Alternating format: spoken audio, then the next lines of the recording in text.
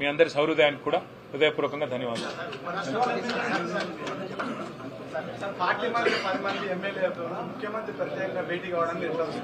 ఎట్లా చూసేది ఏముంది బ్రదర్, ఇప్పుడు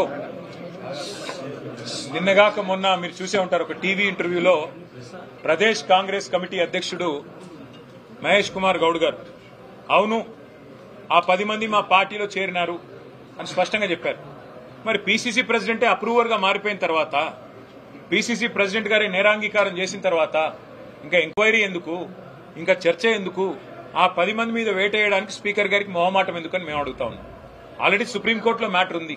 ఇవాళ కాంగ్రెస్ నాయకత్వం ఏమనుకుంటున్నదంటే ప్రజలను, మీడియాను, కోర్టులను కూడా, న్యాయ వ్యవస్థను కూడా చిన్న చూపు చూస్తూ మేమేదో వీళ్ళతోని కొన్ని చిలిపి ఆటలాడి ఏదో తప్పించుకోవచ్చు అన్న ధోరణిలో వ్యవహారం చేస్తా ఉన్నారు. ఈ జిల్లాలో కూడా ఒక ఎమ్మెల్యే గారు పార్టీ మారినారు గద్వాలలో. మరి వారు ఏ పార్టీలో ఉన్నారంటే చాలా విచిత్రమైన పరిస్థితి ఈరోజు. ఎట్లా ఉందంటే ఇవాళ జీవితం అంతా రాజకీయం చేసిన పెద్దలు 2 సార్లు 3 సార్లు 4 సార్లు గెలిచిన వాళ్ళు, మంత్రులుగా పనిచేసిన వాళ్ళు ఏ పార్టీలో ఉన్నారు అని మీడియా వాళ్ళు అడిగితే చెప్పుకోలేని ఒక దురవస్థలో ఉన్నారు. కానీ నేరాంగీకారం అప్రూవర్ గా పీసీసీ ప్రెసిడెంట్ గారు మారినారు.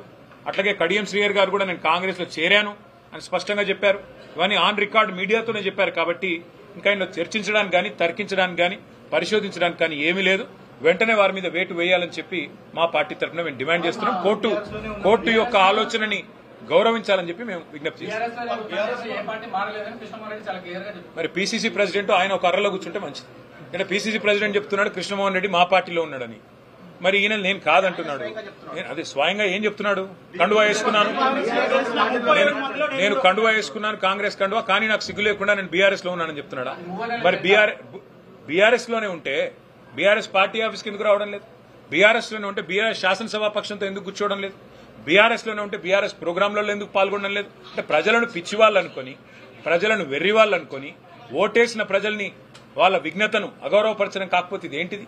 ఇంకోటి, ఎక్కడ చూసినా ఇవాళ మంత్రుల ప్రోగ్రాంలో నిన్న బూతులు తిడుతుంటే జూపల్లి కృష్ణారావు గారు, పొంగులేటి శ్రీనివాసరెడ్డి గారు టీఆర్ఎస్ ని, కేసీఆర్ గారిని బూతులు తిడుతుంటే అదే వేదిక మీద పల్లికిలించుకుంటూ కూర్చున్నది ఎవరు? మా బీఆర్ఎస్ ఎమ్మెల్యే కృష్ణమోహన్ రెడ్డి, కాంగ్రెస్ లో చేరిన కృష్ణమోహన్ రెడ్డి. నేను అదే అంటున్నా, వీళ్ళ దురవస్థ ఎట్లా ఉందంటే 2 లింగాలు ఉంటాయి అవసరమైతే, ముఖ్యమంత్రి గారి భాషలో చెప్పాలంటే.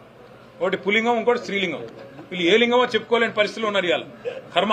కాబట్టి ఇట్లాంటి వాళ్ళని ఎన్నుకున్న ప్రజలు బాధపడే పరిస్థితి, ఇట్లాంటి వాళ్లకు ఓటేసి గెలిపించినందుకు కార్యకర్తలుగా మా కార్యకర్తలు బాధపడే పరిస్థితి.